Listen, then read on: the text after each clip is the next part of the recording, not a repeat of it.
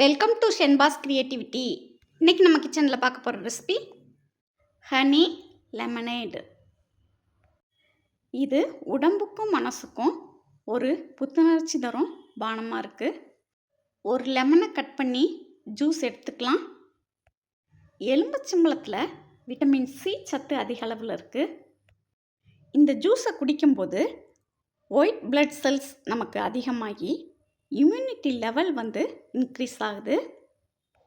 Respiratory infection இருக்கிறவங்களும் cough இருக்கிறவங்களும் இந்த ஜூஸை நல்லா குடிக்கலாம். உங்களுக்கு எவ்வளோ ஜூஸ் வேணுமோ அதுக்கு தகுந்த மாதிரி லைம் ஜூஸ் பிழிஞ்சு எடுத்துக்கோங்க. ஒரு கிளாஸ் ஜூஸ் ரெடி பண்ணுறதுக்கு ஒரு பிஞ்ச் சால்ட்டு தேவைப்படும். சால்ட்டையும் எடுத்து வச்சுக்கோங்க. ஹனி யூஸ் பண்ணி தான் இந்த ஜூஸ் பண்ண போகிறோம். ஹனியில் ஆன்டிபாக்டீரியல் ப்ராப்பர்ட்டிஸ் நிறைஞ்சிருக்கு. ஒரு பேனில் ஒரு கிளாஸ் தண்ணி ஊற்றி அதை சூடு பண்ணிக்கலாம்.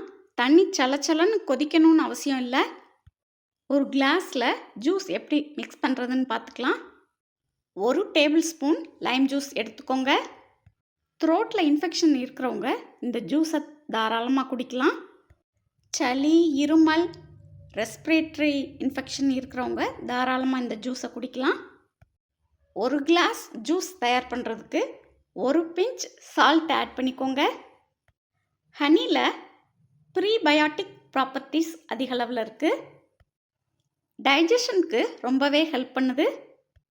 2 டேபிள் ஸ்பூன் ஹனி ஆட் பண்ணிக்கோங்க.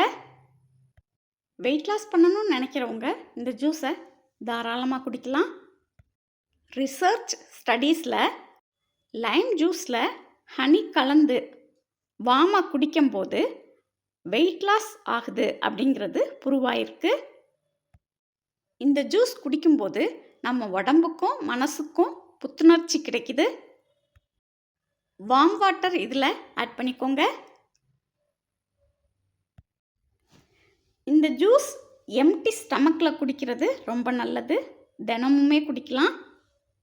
ஜூஸை நல்லா மிக்ஸ் பண்ணி விட்டுக்கோங்க. இந்த ஜூஸை குடிக்கும்போது தொண்டைக்கு ரொம்ப இதமாக இருக்கும்.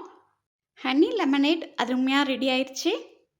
நீங்களும் இந்த ரெசிபி உங்கள் வீட்டில் கண்டிப்பாக ட்ரை பண்ணி பாருங்கள். இது வரைக்கும் நம்ம சேனலை சப்ஸ்கிரைப் பண்ணாதவங்க மறக்காமல் சப்ஸ்கிரைப் பண்ணி வச்சுக்கோங்க.